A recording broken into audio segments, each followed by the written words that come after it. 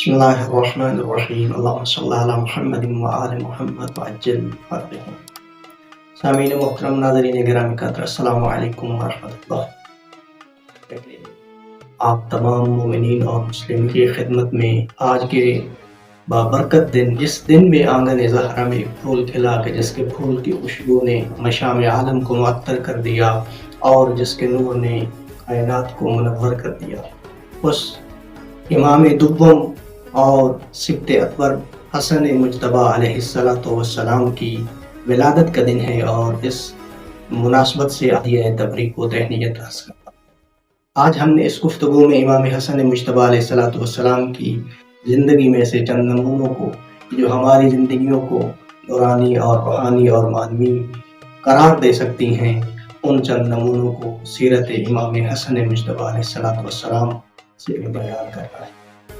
اخلاقیات کا دین مبین اسلام میں بہت بڑا مقام اور مرتبہ ہے، اور انسان کی یہ مختصر سی زندگی ان اخلاقیات کی بدولت جنت نما بن جاتی ہے، بہشت برین بن جاتی ہے۔ انسان کمال اور ترقی کا خواہاں ہے، خواہش مند ہے، طلبگار ہے، تو اس ترقی تک پہنچنے کے لیے انسان کو علم، آگاہی اور شناخت کی ضرورت ہے، اور یہ شناخت جو ہے اس کے دو طریقے ہیں۔ یہ علم دو طرح سے، یہ شناخت اور آگاہی، آشنائی دو طرح سے حاصل ہو سکتی ہے کہ جس کے ذریعے انسان کمال تک پہنچ پاتا ہے۔ انسان اسی اخلاق کے ذریعے اور اخلاقیات کے علم کے ذریعے اور ان سے آشنائی کے ذریعے ترقی کے راستے پر گامزن ہو سکتا ہے۔ یوں کہا جائے کہ وہ اخلاقی نمونے ہیں، اخلاقی رول ماڈل ہیں کہ جن کے ذریعے انسان اس ترقی اور کمال کو پا سکتا ہے۔ اب یہ علم اور شناخت جو ہے یہ کیسے حاصل کی جائے، کہاں سے لیا جائے یہ علم، کہاں سے لی جائے یہ شناخت، کہاں سے لی جائے یہ معرفت، تو اس کے بہترین جو ذرائع اور وسیلے ہیں، سب سے پہلے قرآن آتا ہے، اس کے بعد اہل بیت اور اطرت پیغمبر آتے ہیں۔ یعنی قرآن، احادیث معصومین اور خود سیرت معصومین علیہ السلام ہیں کہ جن کے ذریعے ہم یہ آشنائی اور آگاہی اور معرفت اور یہ شناخت حاصل کر سکتے ہیں کہ مطلوبہ اخلاقیات کو ہم اپنی زندگی کا قرار دے سکیں اور کمال اور ترقی کی راہ پر گامزن ہو سکیں۔ اور معصومین جو ہیں انبیاء کی صورت میں، رسول کی صورت میں اور ائمہ کی صورت میں، یہ وہ پاکیزہ ہستیاں ہیں جو معصوم عن الخطا ہوتی ہیں۔ معصوم رہنما جو ہے نہ صرف ان کی زندگی میں گناہ نہیں ہوتا بلکہ تفکر گناہ بھی نہیں ہوتا، وہ کبھی گناہ کے بارے میں فکر بھی نہیں کرتے، گناہ ان کی فکر سے بھی کبھی عبور نہیں کرتا، یعنی خطائیں ان کی افکار کے قریب بھی نہیں آتی، چہ جائے کہ ان کی عملی زندگی میں گناہ آئے۔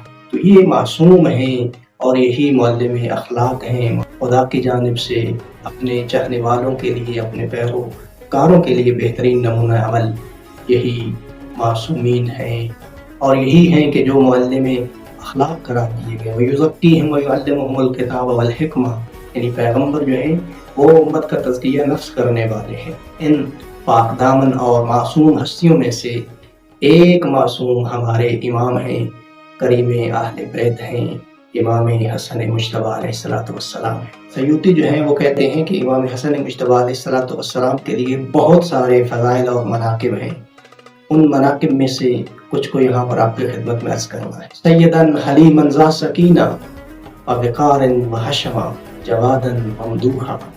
وہ کہتے ہیں امام حسن مجتبیٰ علیہ السلام کے اندر اخلاقی فضائل اور کمالات بہت زیادہ تھے، یعنی امام حسن مجتبیٰ علیہ السلام اخلاقی کمالات اور فضائل سے سرشار تھے، ان کی زندگی بھرپور بھری ہوئی تھی، ان کو یہاں پر ذکر کرتے ہیں۔ وہ سید و سردار ہیں، وہ حلیم و بردبار ہیں، وہ صاحب وقار ہیں، وہ صاحب حشمت و جاہ و جلال ہیں، اور وہ جواد اور سخی ہیں۔ ان کے لیے بہت ساری تعریفیں ہیں، وہ مورد ستائش ہیں، اور میں کہوں گا ہاں کیوں نہیں، امام حسن مجتبیٰ علیہ السلام کو ان کمالات سے آراستہ اور پیراستہ ہونا چاہیے۔ کیوں؟ اس لیے کہ وہ سبط اکبر رسول گرامی اسلام ہیں۔ المتقون فیہا ہم اہل الفضائل، اور متقی شخص جو ہے، پرہیزگار شخص جو ہے، اس کو صاحب کمالات و فضائل ہونا چاہیے۔ یہ نہ صرف متقی ہیں بلکہ امام المتقین ہیں، تو ان میں بدرجہ اولیٰ ان اوصاف حمیدہ کا پایا جانا ضروری ہے۔ اب سب سے پہلے ہم نے بیان کرنا ہے کہ امام حسن مجتبیٰ علیہ السلام بندگی اور عبادت پروردگار میں کس مقام پر فائز تھے۔ شیخ صدوق علیہ رحمہ جو ہیں وہ کتاب حوالی میں امام جعفر صادق علیہ السلام سے نقل کرتے ہیں۔ امام حسن مجتبیٰ علیہ السلام کی روحانی اور معنوی اور عبودیت کے مقام کو بیان کرتے ہوئے ارشاد فرماتے ہیں، امام حسن مجتبیٰ علیہ السلام کے زمانہ میں ان سے بڑھ کر کوئی بڑا عابد نہیں تھا، یعنی وہ اعبد الناس تھے۔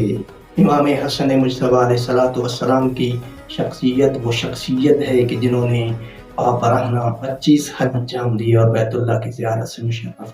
اور کہا جاتا ہے کہ امام حسن مجتبیٰ علیہ السلام ہمیشہ ذکر الہی میں خود کو مشغول اور مصروف رکھتے، جب بھی اس آیت کی تلاوت کی جاتی یا ایھا الذین آمنوا جواباً یہی کہتے ہوئے نظر آتے، لبیک اللہم لبیک، اے میرے پالنے والی ذات، تیرا بندہ تیرے امر اور تیرے حکم کی اطاعت اور بجا آوری کے لیے ہمتن گوش ہے اور تیرے امر اور حکم کی بجا آوری کے لیے حاضر ہے۔